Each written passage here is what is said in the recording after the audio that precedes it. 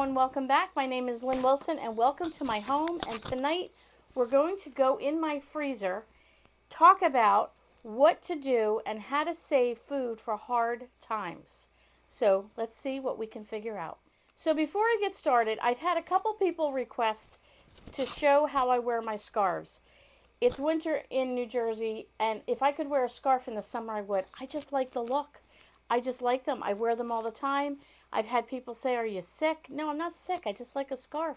I like the look. I like the warmth around my neck, and I like the look. So I'm going to show you very quickly. If I take the scarf, now look how plain that is, right? Put a scarf on, woo! So you take your scarf, and you're just going to fold it, like you would in half, like a U. And you're going to grab your scarf like this on your hand. And you're going to pull it, like I just hold it with my fingers like this. Okay? And then I stretch out. I'll see how much I can do on the camera. And I twist, and I twist, and I twist until it's pretty taut. Okay? You can see that? It's pretty taut. Then I put it around my neck like so. So you got this part, you're still holding it taut, and you've got your hole. So I take the first one, the top one, here, and I put it through here, and then I twist. I don't know if you can see how I do it. After I put this through here, like that, then I just twist this way and pull this through. You almost have to, the first time I had someone show me, I had to practice it because it sounds very simple, and then you got to do it and you're all thumbs. But depending on the fabric of the scarf, like this is a really good one because you can fluff it out, you can fluff it up, you can make it like into a big bold one if you want. You could keep it very taut. If you get a thicker, this is a thinner, silkier fabric, they work better for that style. If you get a big bulky one, you're pretty much going to keep that same look, and you're not going to have any it won't move easy. But anyway, hope that helps for those of you that wanted to know about how to do a scarf. I wear all my scarves the same way, or I just let them drape in front of me.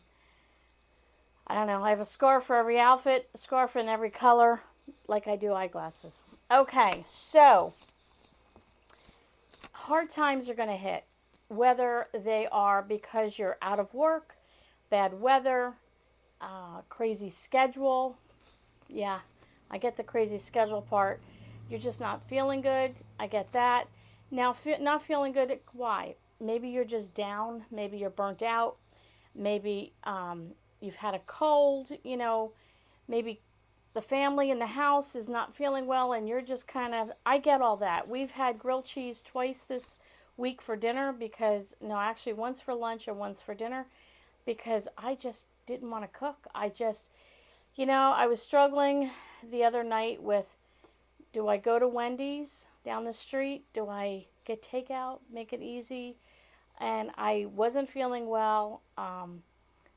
Combination of, I think I have a bug, and I also last week had a very hectic, busy, super busy schedule, and it just sort of fried me. And I'm still recovering from that, I think, a lot.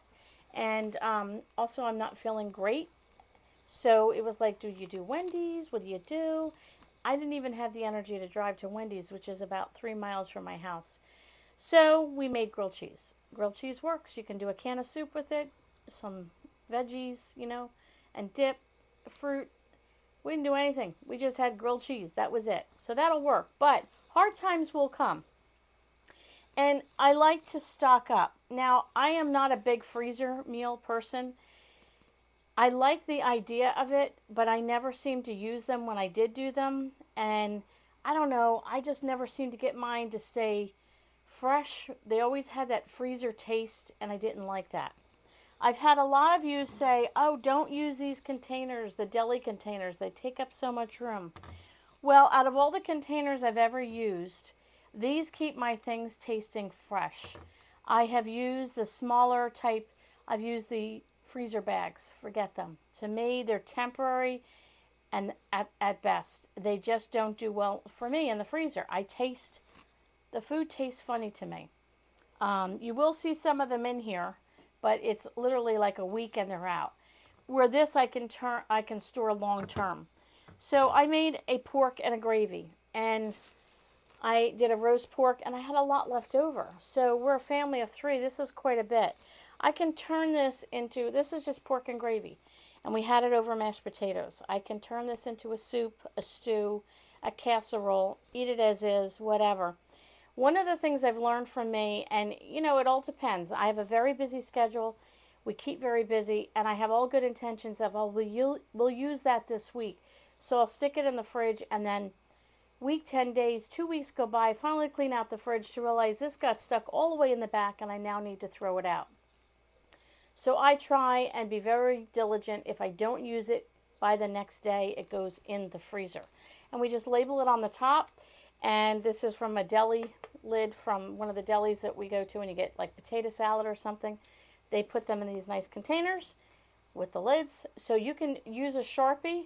We found that better than masking tape. And then this washes right off with a little scrubby when you do your dishes. I have another one. Here is chicken bone broth. So I had made my own homemade bone broth. It wasn't enough for me to can. So I have that for soup or something. This one is, I made chicken, what did we make? Cracker Barrel chicken and dumplings. And this was the chicken, and I added vegetables to it. Got to have the vegetables in it, right? And I can make this into a soup, a stew, a chicken and dumplings, again, anything like that. Now that's quite a bit. I probably should have thought ahead and made that into like 3 portions, because that would be 3 meals. But maybe what I'll do is save this for when I'm having some company over and make that. We have extra tomato sauce with meat that was left over. And then I have beef barley soup. I have split pea soup. I have plenty of meals that I have frozen in small amounts that if push came to shove, I can warm this up, make a rice, make a potato, make some couscous, put it over bread. If I really just couldn't do it, get a piece of butter bread and put this and make an open face sandwich. It would be delicious. I am trying to clean out my deep freeze. I'd like to defrost that. And I'd also like to stock up. I try and twice a year stock up at the discount grocery stores. I am not in need of meat right now, but I do need to use up what I have. I'd like to defrost it over the summer and get this emptied and keep pulling from the deep freeze into here. This might look full to some of you. To some of you, it might look empty. Right here, this is my son Gavin's little tray. His snacks and things that he likes to eat, we keep on a tray. He can slide it right out. It's just a Tupperware kind of thing. And put that there. I had opened and used very little of the barbecue sauce. I am not a barbecue sauce person, but when I make barbecue meatballs, if we're getting together, we have people over doing a church event, I use this with grape jelly. I needed just like 2 tablespoons for a recipe, so I opened this and I froze it till I need it. I made some taco meat, had just a tad left over. I like the taco meat right in the tomato sauce for spaghetti, so I'll probably be using that up. And we have some Trader Joe's. If you remember my Trader Joe's haul, I still have 3 of these left. This is a meat bin, so I have some burgers in here. I have some steakums in here. We have some Scottish beef links in here. We've got a few, not much, a steak in there. I've got to use these up. This will probably be the next 10 days. I'll use this up. I have a couple of breakfast sandwiches I made for Graham, so they are here for the week. We did pick up one of these. This has been in the freezer for a couple of weeks, so we need to use this up. Then in this bin here, I have leftover frozen veggies. There's some corn and some other things. That's in that bin there. And this is just a tiny little bit of Swiss and a tiny little bit of cheddar, like not even worth mentioning type of cheese. But if I make a soup or I make something and I just need a sprinkling of something, I put it in here and I stuck it in the front of this handle as a reminder, like, hey, don't forget it's here. I had been needing to go out for a few days and I wasn't going to be around, so I had picked up a few quick and easy meals like this from my husband that he can easily warm up. So that's one of those that is left. And let me see what I can do here. Let's get organized here before I forget where everything belongs. Then I have up here some Scottish meat pies. If you had seen my haul for that, I had shown you sausage links. And then I have this one is actually broken. As you can see here, it's a little cracked. I got to get a new one. But this is just blocks of cheese that I have for whatever I might need to do. Macaroni and cheese. I'm making some kind of casserole, whatever. I like to have cheese in the freezer. And there you go. So then on the door here, swing that a little bit. I have some unsalted butter here for baking.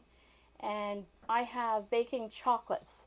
I add baking chocolates to everything. So if I'm doing a banana bread or something, which I did the other day, added walnuts and peanut butter chips, and it just makes it like really good.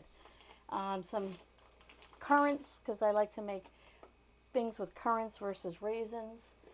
Melting chocolates. I have some hash browns. This is my son Gavin's chicken that he likes. And this is an extra soup here. Another breakfast sandwich and things like that. So I don't know, do you make enough?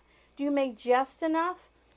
You wouldn't have any leftovers. If I can suggest, especially if you're a family of 1 or 2, make double. You know, whenever you can, or make like 1.5 amounts. Or, you know, if you make it, can you maybe cut it in half?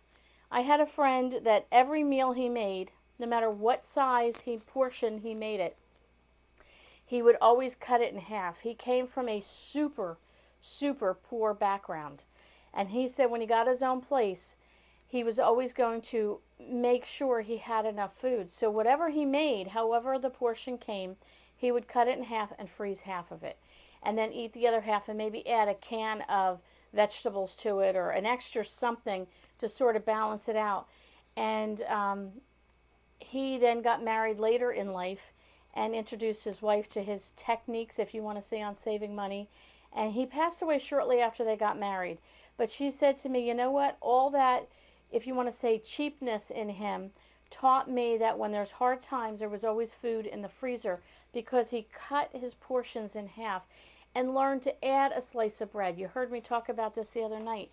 A loaf of bread is 95 cents. I grew up with my grandmother, and there was always a loaf of bread on the table. My husband grew up. There were 5 boys in the family. How do you feed hungry boys after dinner? Mom would leave a loaf of bread on the table. There's a jar of peanut butter. Make yourself a sandwich if you're still hungry. You know, just thinking through, the inflation is high. Money is tight. Maybe you're trying to get things paid off. Maybe whatever the case might be.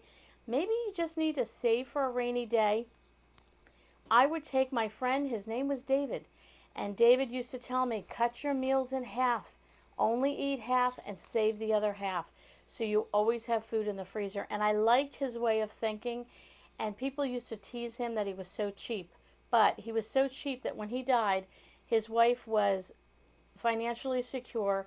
They were able to buy a house. They stayed out of debt, and there was always food in the freezer. So let me know below, how do you save for the future? Do you freeze food? Do you can food? Yes, you can have your stockpile, and yes, you can have food in there as well. But this is food that's already cooked, that you just can grab and go, throw it over bread, throw it over rice, throw it over some noodles, and you're in great shape. I'd love to hear from you. Thanks so much for coming over, and we'll catch you all on the next video.